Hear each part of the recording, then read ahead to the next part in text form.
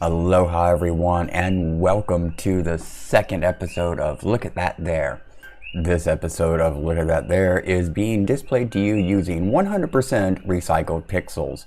Yes, that is correct. 100% recycled pixels have been used in the displaying of this video on your device. Now for the first image that was specifically designed to stimulate your photonic receptors, we have this image here.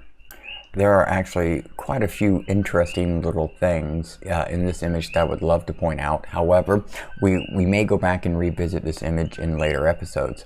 But there is currently two things that I want to point out specifically. One is a standalone item for this image. The second will actually tie into the next images that I will be presenting. The first thing I want you to look at that there is right here. This is a little methane flame. This was being created as the lava was covering vegetation and basically cooking it into gas, and then the gas would shoot out cracks in other little places and burn blue. We actually saw this occur in multiple locations. However, I think some of the most spectacular views of this happening was here at the end of Kahukai. And by the way, this photograph was taken on May 22nd, 2018 at the lower end of Kahukai and just past Mahala. The next look at that there in this image is actually the cargo container that the individual that you see is standing upon. Now you ask yourself, okay, why is the cargo container important? What is so special? Why should I look at that there? Well, actually it's a visual reference. These cargo containers or shipping containers, whatever you want to call them, are approximately, I think, 7 feet in height. So you got 7 feet in height there, and then you got an individual, we'll say, is an average of 5 feet 11 inches, almost 6 feet. So you've got a total height perspective there of just under 13 feet. So that basically helps us understand that the approaching lava that the individual is looking at, that's approaching the cargo container, is at least 7 feet deep on the surface that it's sitting on, which means the perspective of the camera is about 7-8 feet from the floor of the cargo container as well.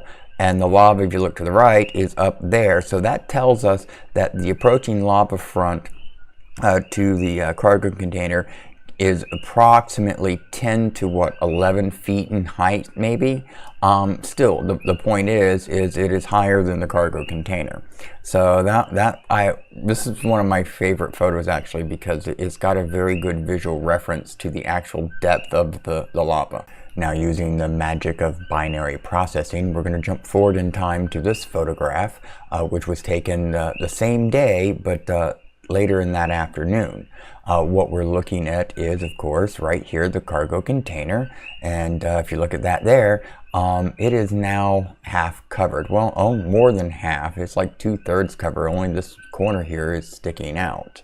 The time difference between this photo and the previous one is about 5 hours actually, and we can see in comparison between the two that it looks like the height of the lava has increased over that time, which wouldn't surprise me because out there watching this, the fissures were just pumping lava in, and it was just inflating like a balloon. It was really amazing to watch. The last thing in this image I want to actually point out is, if you look at that there on the right side of the image, you see the little gray line at the bottom right corner. That is actually the left side of Kahukai if you're facing the bottom direction towards Leilani.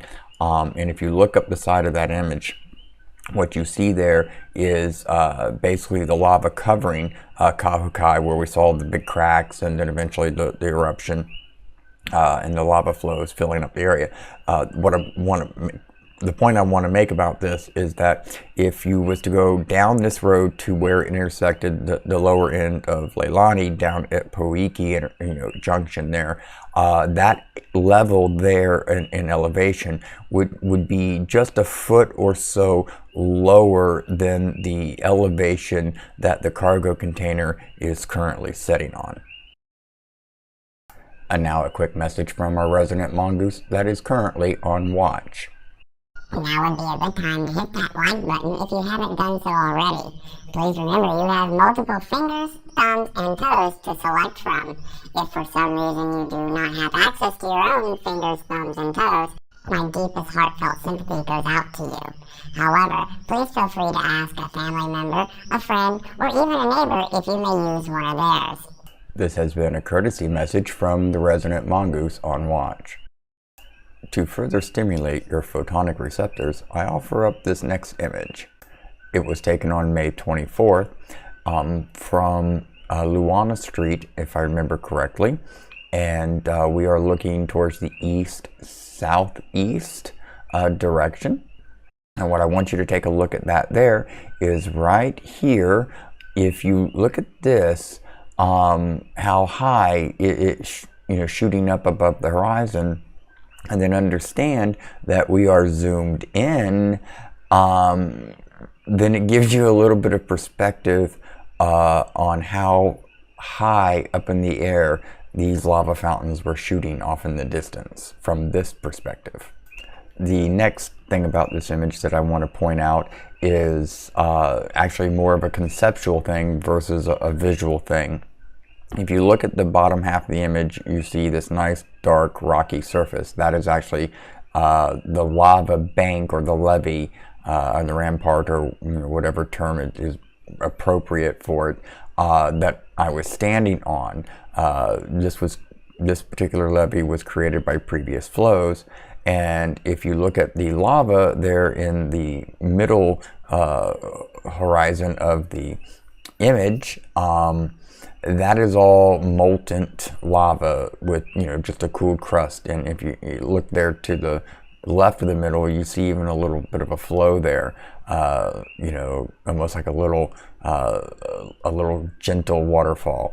Anyways, this is actually a lava pond. This was the perched lava pond that formed back in the very beginning of the eruption, and what ultimately evolved into the fissure-ate lava channel as well. Not the whole pond, but a very big portion of it. Pretty much, I think, this portion that we're looking at here. In order to guarantee 100% photonic saturation, I will show you this final image.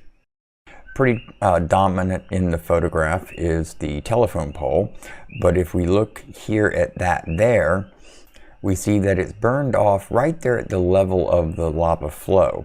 This is the way, the same process that occurs when a lava tree mold is formed. But in this case, it is a telephone pole, or I guess actually utility pole mold instead.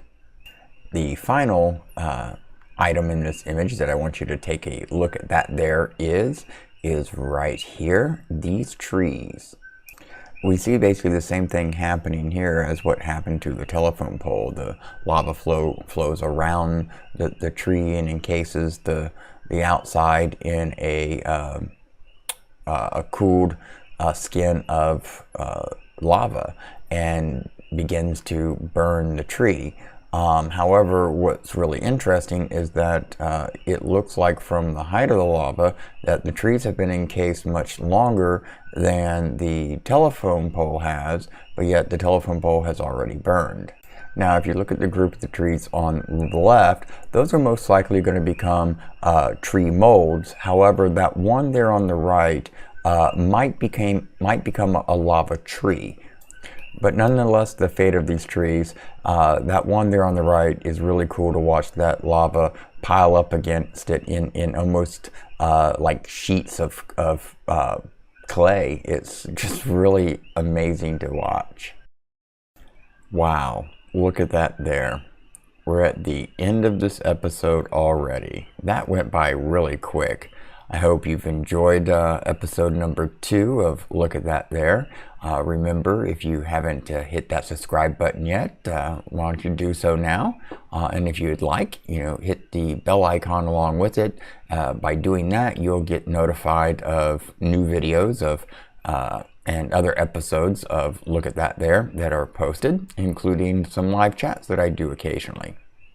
Also, if you've enjoyed this video, and I surely do hope so, because that's one of the whole reasons why I'm doing this, is, because I enjoy doing it, and I would really hope that, you would enjoy watching it. So if you do, hit that thumbs up button. It lets me know that you do, and I'll keep making more.